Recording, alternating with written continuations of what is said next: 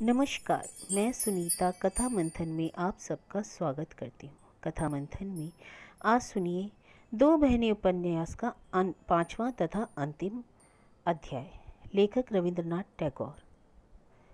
इसके पहले के अध्याय आपको हमारी प्लेलिस्ट से मिल जाएंगे, लिंक आपको आई बटन में मिल जाएगा। कुछ दिन इसी प्रकार बीते। आंखों में खुमारी आई। अपने को ठीक ठीक समझने में उर्मी को थोड़ा समय लगा, किंतु एक दिन वह अचानक चौंक उठी। अपने को उसने समझाया। ना जाने क्यों मथुरा भैया से यह डरा करती, बराबर उनकी नज़र बचाकर निकल जाने का प्रयत्न करती। उस दिन मथुरा प्रातःकाल दीदी के घर आया और दोपहरी तक रहकर चला गया। उसके बाद दीदी ने उर्मी को बुलवा भेजा। उसका मुंह कठोर होकर भी शांत था। बोली, प्रतिदिन उनके कामकाज में विघ्न डालकर यह क्या अनर्थ कर रखा है तूने, पता है? उर्मी डर गई। बोली, क्या हुआ है दीदी? मथुरा भैया बता गए हैं कि कुछ दिनों से तेरे बहनोई अपना काम बिल्कुल नहीं देख रहे हैं। जवाहरलाल पर भार दिया था। उसने खुले हाथ माल मसाले की चोरी की। बड़े बड़े गोदामों की छतें झरझरी हो गई। उस दिन की वृष्टि से इसका पता लगा। माल बर्बाद हो रहा है। हमारी कंपनी का बड़ा नाम है, इसलिए उन लोगों ने जांच नहीं की थी। अब बड़ी भारी निंदा और नुकसानी गर्दन पर सवार हो गई। मथुरा भैया अलग होना चाहते हैं। उर्मी की छाती धक धक करके धड़कने लगी।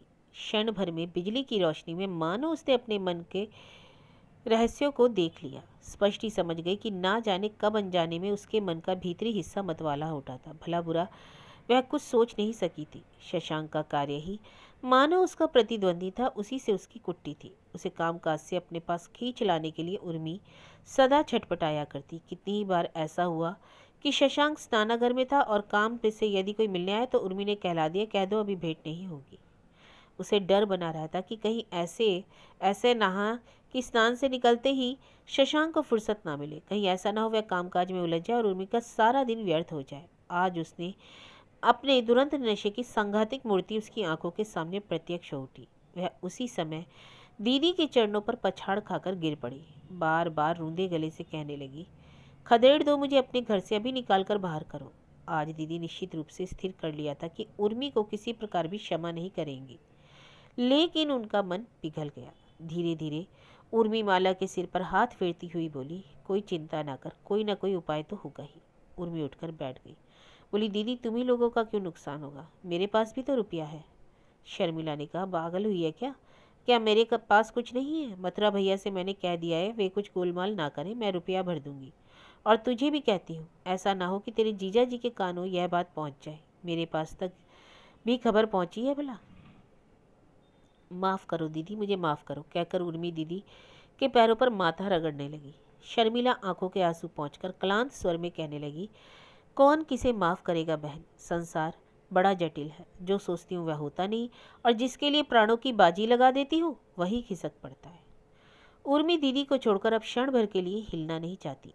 दवा देना, नहलाना, खिलाना, सुलाना, सब छोटी मोटी बातें स्वयं करने लगी।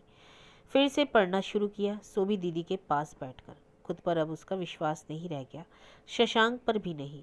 और नतीजा यह हुआ कि शशांक बार बार रोगिणी के कमरे में आने लगा। पुरुष की अंधतावश ही वह समझ नहीं सका कि उसकी छटपटाहट का तात्पर्य स्त्री को मालूम हो जाता है। उर्मी मारे शर्म के गड़ जाती। शशांक आता है, मोहन बगान के फुटबॉल का प्रलोभन लेकर व्यर्थ होता है। पेंसिल से चिन्हित अखबार में चार्ली चैपलिन का विज्ञापन दिखाता है, तब भी कोई नतीजा नहीं। उर्मी जब दुर्लभ नहीं थी तब भी बाधा विघ्न के भीतर से शशांक कामकाज किया करता था, किंतु अब वह एकदम असंभव हो उठा। हदभाग्य के इस निरर्थक निपोड़न से शर्मिला पहले तो बड़े दुख के भीतर भी सूख पाती, किंतु बाद में उसने देखा कि उसकी पीड़ा प्रबल हो उठी। मुंह सूख गया, आंखों के नीचे झाइयाँ पड़ गई।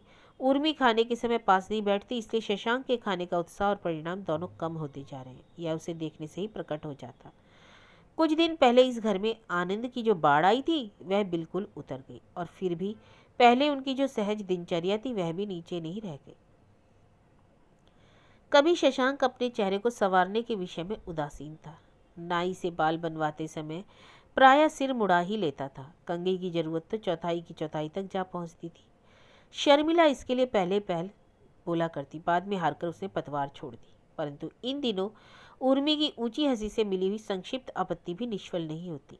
नए संस्करण के केशोद्रुम के साथ सुगंधित तेल का संयोग साधन शशांक के सिर पर यह पहली बार जुटा, लेकिन आजकल केशोन्नति विधान के प्रति अनादर से ही वह उसकी अंतर्वेदना पकड़ी गई। सो भी इतनी अधिक कि उसे उपलक्ष्य बनाकर प्रकट या अप्रकट तीव्र हंसी भी अब चल नहीं सकती।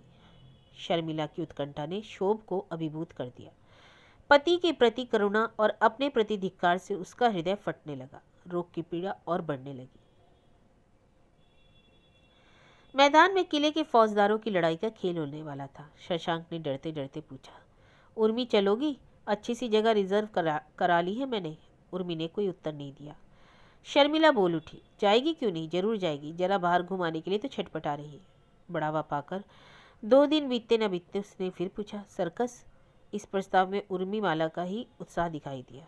इसके बाद बॉटेनिकल गार्डन, इसमें जरा बाधा महसूस हुई। दीदी को छोड़कर देर तक बाहर रहने के पक्ष में उर्मी का मन राय नहीं देता। दीदी ने स्वयं शशांक का पक्ष लिया। दुनिया भर के मजदूरों के बीच काम करते करते दोपहरी भर हैरान होते हैं, सारा दिन केवल धूल बालू में ही कट जाता है। बाहर की हवा ना खाने से शरीर तो खराब हो जाएगा।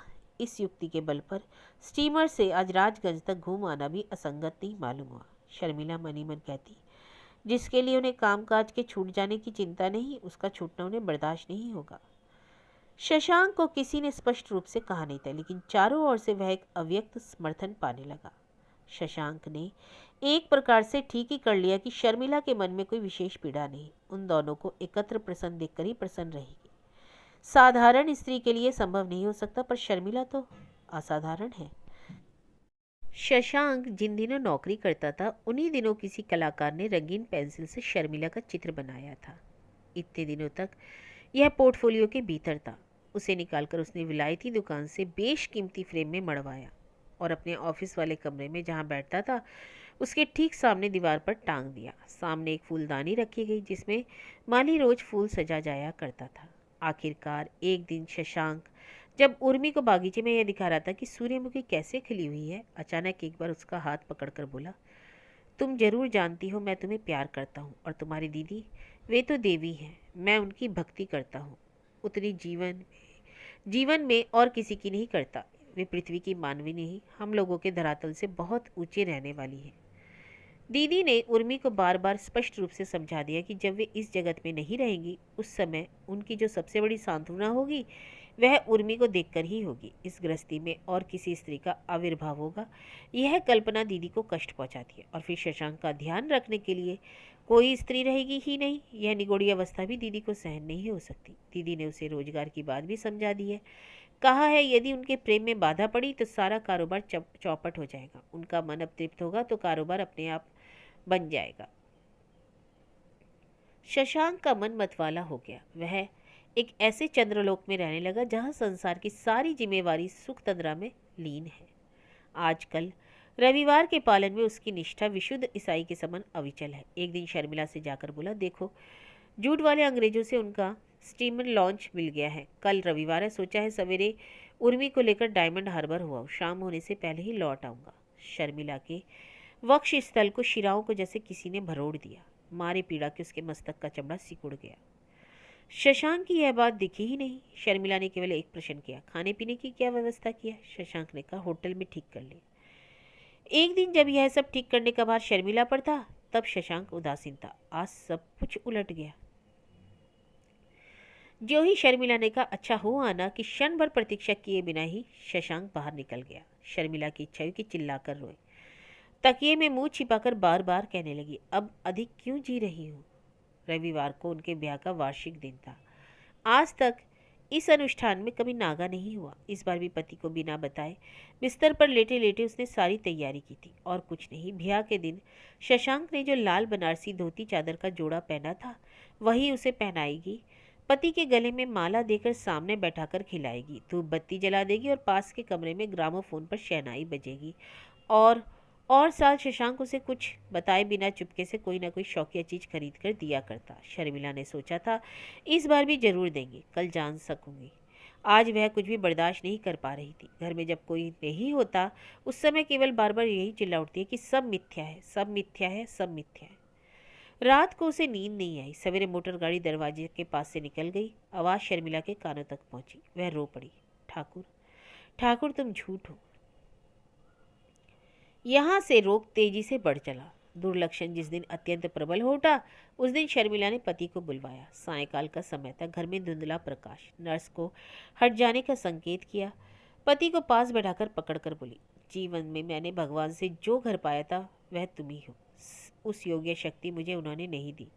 जितना कर सकी किया। दोष बहुत हुए, क्षमा करना। शशांक जाने क्या क्या कहने ही जा रहा था कि शर्मिला बाधा देकर बोली, ना, कुछ मत कहो। उर्मी को तुम्हारे हाथ दिए जा रही हूँ, वह मेरी अपनी बहन है। उसमें तुम मुझी को पाओगे और भी बहुत कुछ पाओगे जो मुझ में नहीं पा सके। नहीं, चुप रहो, कुछ बोलो मत, सिर्फ सुन लो। मरण काल में ही मेरा सौभाग्य पूर्ण हुआ तुम्हें सुखी कर सकी। नर्स ने बाहर से आवाज़ दी, डॉक्टर साहब आए हैं। शर्मिला ने जवाब दिया, लिवा लाओ। बात वही खत्म हो गई। शर्मिला के मामा सब प्रकार की अशास्त्रीय चिकित्सा के में उत्साही थे। उन दिनों वे एक सन्यासी की सेवा में नियुक्त थे। जब डॉक्टरों ने कह दिया कि अब कुछ करने को नहीं रह गया, तो उन्होंने जिद की कि हिमालय की गुहा से आए हुए बाबा जी की दवा भी आजमा लेनी चाहिए। वे ना जाने कौन सी तिब्बती जड़ी का चूर्ण और प्रचुर दूध, यही दवा के उपकरण थे। शशांक किसी प्रकार के नियम हाकिमों को बर्दाश्त नहीं कर सकता। उसने आपत्ति की। शर्मिला बोली, कोई फल नहीं होगा तो नहीं, लेकिन मामा जी को तो संतोष हो जाएगा। लेकिन देखते ही देखते फल मिला। सांस का कष्ट कम हुआ, खून का उठना बंद हो गया। 7 दिन बीत गए, 15 दिन निकल गए। शर्मिला उठकर बैठ गई। डॉक्टर ने कहा, मृत्यु के समय शरीर मौत की तरफ बेपरवाह हो जाता है। आखिरी धक्के के समय बहुत बार अपने आप को संभाल लेता है। और इस तरह शर्मिला जी गई। उस समय वह सोचने लगी कि यह कैसी आफत आई, अब क्या करूं? आखिरकार क्या जीना ही मेरे लिए मरने से भी कठिन हो उठेगा? दीदी ने आकर कहा, तू जा नहीं सकेगी। यह कैसी बात है? क्यों? हिंदू समाज में क्या कभी किसी लड़की ने बहन की सौत होकर गृहस्थी नहीं चलाई? छी दीदी, लोक निंदा तो विधाता के विधान से ही क्या लोगों के मुंह की बात बड़ी होगी। शशांक को बुलवा कर कहा, चलो हम लोग नेपाल चले। यहाँ दरबार में तुम्हें नौकरी मिलने वाली थी ना, जरा सी कोशिश करने से ही पा जाओगे। उस देश में तो कोई बात नहीं उठेगी। शर्मिला ने किसी को दुविधा में पड़ने का अवकाश ही नहीं दिया। जाने की तैयारी होने लगी। उर्मी तब भी उदास होकर कोने कोने छिपती फिरती। शशांक ने उससे कहा, आज यदि तुम मुझे छोड़ जाओ तो क्या दशा होगी, सोच कर देखो। उर्मी ने जवाब दिया, मैं कुछ सोच ही तो नहीं पा रही। तुम दोनों जो करोगे वही होगा। सब कुछ संभाल लेने में थोड़ा समय लगा। उसके बाद जब समय नज़दीक आया तो उर्मी ने कहा, और 7 दिन रुक जाओ, काका जी से कुछ जरूरी बातें कर लूँ। उर्मी चली गई। इसी समय मथुरा मुंह भारी के शर्मिला के पास आया। बोला, तुम लोग ठीक समय पर ही जा रहे हो। तुम्हारी साथ बातचीत पक्की हो जाने के बाद ही मैंने आपस में शशांक के साथ काम बांट लिया था। अपने साथ उसके नफ़े नुकसान की जिम्मेवारी नहीं रखी। इधर काम से हाथ खींचने के लिए शशांक कई दिन से हिसाब मिला रहा है। देखा गया कि तुम्हारा सारा रुपया डूब गया। उसके ऊपर भी जो देना ठहरा है, उसके लिए शायद मकान बेचना पड़ेगा। शर्मिला ने पूछा, सत्यानाश इतनी दूरी तक बढ़ गया और वे जान ही नहीं सके? मथुरा, सत्यानाश प्रायः गाज गिरने के समान आता है। जिस क्षण मारता है उससे पहले पता ही नहीं चलता। शशांक ने समझा था कि नुकसान हो रहा है। उस समय थोड़े में ही संभाल लिया जा सकता था, लेकिन दुर्बुद्धि हुई। कारोबार की गलती को जल्दी जल्दी सुधार लेने के लिए कोयले के बाजार में तेजी मंदी का खेल खेलने लगा। तेजी के बाजार में जो खरीदा था उसे मंदी बाजार में बेच देना पड़ा। अचानक आज मालूम हुआ कि आतिशबाजी की तरह सब उड़ गया और बचा है केवल राख। इस समय यदि भगवान की कृपा से नेपाल में काम मिल जाए तो तुम लोगों को भटकना नहीं पड़ेगा। शर्मिला गरीबी से नहीं डरती, बल्कि वह जानती है कि अभाव के समय पति की गृहस्थी में उसका स्थान और भी बड़ा हो जाएगा। दरिद्रता की कठोरता को यथासंभव मुलायम बनाकर वह दिन काट ले सकेगी, यह विश्वास उसे है। विशेष करके हाथ में अब भी जो कुछ गहने हैं उनसे उसे ज़्यादा कष्ट नहीं होगा। यह बात भी संकोच के मन में रह रहकर उठ खड़ी होती। उर्मी के साथ विवाह हो जाने के बाद उसको संपत्ति भी तो पति की ही होगी, लेकिन केवल जिंदगी के दिन किसी प्रकार काट लेना तो काफ़ी नहीं। इतने दिनों तक अपनी शक्ति से जो अपने ही हाथों पति ने संपत्ति जोड़ी थी, जिसके लिए शर्मिला ने अपने हृदय की अनेक प्रबल मांगों को जानबूझकर दबा रखा था, उनके समृद्ध जीवन की मूर्तिमान आशा मरीचिका के समान बिला गई। इसी की गौरव हानि ने उसे मिट्टी के साथ मिला दिया। मन ही मन कहने लगी, उसी समय अगर मर जाती तो इस धिक्कार से तो बच जाती। मेरे भाग्य में जो था सो तो हुआ, लेकिन दैन्य और अपमान की यह निदारुण शून्यता एक दिन उसके मन में ना जाने कैसा परिताप ला देगी, जिसके मुंह में अभिभूत हो जाने से यह संभव हुआ। और खूब संभव कि वे उसे माफ ना कर सके। एक दिन ऐसा भी आएगा, उसका दिया हुआ अन्न जहर के समान लगेगा। यदि अंत तक उर्मी की संपत्ति पर अवलंबित होना आवश्यक ही हो जाए तो इस आत्म अवमानना के शोक में से वे उर्मी को प्रति मुहूर्त जला मारेंगे। इधर मथुरा के साथ हिसाब करने से शशांक को अचानक मालूम हुआ कि शर्मिला का सारा रुपया उसके रोजगार में डूब गया है। अब तक शर्मिला ने उसे यह बात बताई नहीं थी। मथुरा के साथ तय कर लिया था। शशांक को याद आया, नौकरी छोड़ने के बाद उसने कभी शर्मिला से ही रुपया लेकर कारोबार जमाया। आज कारोबार नष्ट करके शर्मिला का ऋण सिर पर लाद कर ही वह नौकरी करने चला है। यह ऋण तो अब उतारा नहीं जा सकता। नौकरी की बंधी आमदनी से यह ऋण उतरने वाला तो नहीं। नेपाल जाने में 10 दिन की देर और है। वह रात भर सो नहीं सका। सवेरे छटपटाकर उठते ही आईने के सामने खड़ा गया और अचानक मेज पर मुक्का मारकर बोला, नहीं जाता नेपाल। दृढ़ प्रतिज्ञा को हम दोनों उर्मी को लेकर कलकत्ते में ही रहेंगे। भ्रुकुटी कुटिल समाज को क्रूर दृष्टि के सामने ही रहेंगे। इसी कलकत्ते में रहकर फिर से टूटे रोजगार को जमा कर खड़ा कर दूंगा। कौन से सामान ले जाने होंगे और कौन से छोड़ जाने, शर्मिला इसी का एक तखमीना बना रही थी कि आवाज़ सुनाई पड़ी, शर्मिला, शर्मिला। जल्दी जल्दी खाता फेंक कर पति के कमरे में दौड़ी। अकस्मात अनिष्ट आशंका करके कांपते हृदय से पूछा, क्या हुआ? नहीं जाता नेपाल। नेपाल परवाह नहीं, मुझे समाज की यहीं रहूँगा। क्यों, क्या हुआ है? काम है। वही पुरानी बात, काम है। शर्मिला का वक्षस्थल थर थर काँप उठा। शर्मी, यह ना समझना कि मैं कापुरुष हूँ। जिम्मेवारी छोड़कर मैं भागूंगा। इतने अधःपतन की भी तुम कल्पना कर सकती हो? शर्मिला ने पास जाकर उसका हाथ पकड़ा। बोली, क्या हुआ, मुझसे समझाकर कहो। शशांक ने कहा, मैंने फिर तुमसे रुपया कर्ज लिया, यह बात छिपाओ मत। शर्मिला बोली, अच्छा। शशांक ने कहा, उसी दिन की तरह आज से कर्ज चुकाने जाता हूँ। जो डुबाया है उसे अवश्य निकाल लाऊंगा, यही मेरी प्रतिज्ञा है, सुनकर रखो। तुमने जिस प्रकार मेरे ऊपर विश्वास किया था उसी प्रकार फिर करना। शर्मिला ने स्वामी की छाती पर सिर रखकर कहा, तुम भी मेरे ऊपर विश्वास रखना, मुझे काम काज समझा देना, तैयार कर लेना, ऐसी शिक्षा आज से देना कि मैं तुम्हारे योग्य हो सकूं। तभी बाहर से आवाज आई, चिट्ठी। उर्मी के हाथ की 2 चिट्ठियां थी, एक शशांक के नाम। मैं बम्बई के रास्ते में हूँ, विलायत जा रही हूँ। पिताजी के आदेश के अनुसार डॉक्टरी सीख कर ही आऊँगी। 6-7 वर्ष लग सकते हैं। तुम लोगों की गृहस्थी में आकर जो तोड़ फोड़ कर गई हूँ वह सब इतने दिनों में ठीक हो जाएगा। मेरे लिए कुछ चिंता न करना, तुम्हारे ही लिए मेरे मन में बराबर चिंता बनी हुई है। फिर शर्मिला की छुट्टी थी। दीदी, तुम्हारे चरणों में मेरे सहस्र प्रणाम। अज्ञानवश अपराध किया, क्षमा करना। यदि यह अपराध न हो तो कम से कम यही जानकर सुखी होंगी। इससे अधिक सुखी होने की आशा मन में नहीं रखूंगी। इसमें सुख है, यही बात क्या निश्चित रूप से जानती हूँ। और मुख यदि ना मिले तो ना ही सही, भूल करते हुए अब डर लगता है।